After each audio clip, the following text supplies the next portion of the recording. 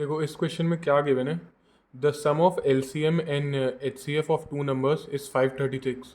मतलब दो नंबर्स हैं, उनका अगर LCM और HCF का हम सम करें तो 536 होता है। लिख लेते हैं, पहली लाइन पढ़िए तो मतलब LCM किसी नंबर का कैलकुलेट करें और HCF अगर कैलकुलेट करें तो उसका सम कितना आ जा रहा है 536। फिर नेक्स्ट स्टेटमेंट में गिवन है एंड द डिफरेंस इज 296। मतलब अगर LCM और HCF का हम डिफरेंस करें, मतलब माइनस करें, सब्सट्रैक्ट करें, तो कितना आ जाएगा 296। अगर इतना देखो, दो इक्वेशन पढ़ लिए, अभी आगे सॉल्व मत करो, पहले इसको सॉल्व करो। यहाँ से LCM और HCF की इंडिविजुअल वैल्यू कैलकुलेट कर लो। आप जब इन दो इक्वेशंस को सॉल्व करोगे, ऐड करोगे, तो प्लस माइनस HCF कैंसिल हो जाएगा। ये हो जाएगा 2 LCM, LCM plus LCM 2 LCM, और इसको ऐड कर दो, ये हो जाएगा 832 हो जाएगा। और अगर सॉल्व करोगे तो LCM आ जाएगा 416। LCM आ गया इसका 416। अब क्वेश्चन में ये गिवन था इसके आगे, if one of the numbers is 104 then find the other number. ये हमने बोला था। चलो अगर LCM निकाल लिया तो HCF भी निकाल ही लेते हैं। कोई फर्स्ट वाली इक्वेशन ये थी हमारी, LCM plus HCF is equals to 536।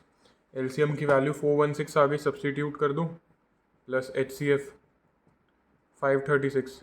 यहाँ पे ये ऐड हो रहा है, वहाँ जाके लेस होगा, तो HCF की वैल्यू कितनी आ जाएगी, HCF की वैल्यू हो जाएगी 536 माइनस 416, तो ये हो जाएगा 120।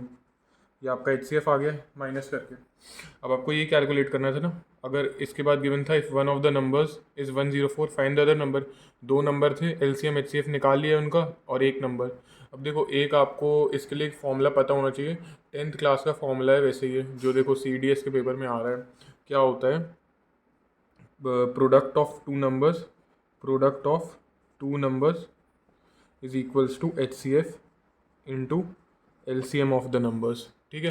अब देखो, प्रोडक्ट ऑफ नंबर्स, एक नंबर हमें पता नहीं, उसको x ले लेते हैं, और एक नंबर हमें क्वेश्चन में गिवन था कितना है, 104 है, तो उसके बदले हम 104 ले लेते हैं। एक नंबर जो पता है उसके पता नहीं है, उसके बदले x लिया, और एक जो पता है उसके बदले हमने क्या ले लिया, 104 is equals to HCF into LCM।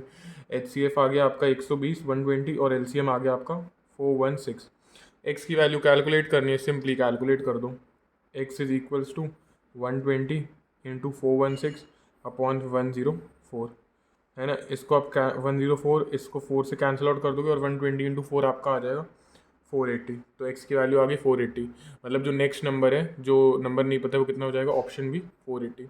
बहुत ईजी सा क्वेश्चन था, लेकिन सॉल्व वही कर पाएगा जिसको ये वाला फॉर्मूला पता होगा। क्लास 10th का फॉर्मूला देखो इस पेपर में आ रहा है, CDS जैसे पेपर में। तो प्रैक्टिस बस करते रहो, और क्वेश्चन अपलोड होते रहेंगे। Thank you.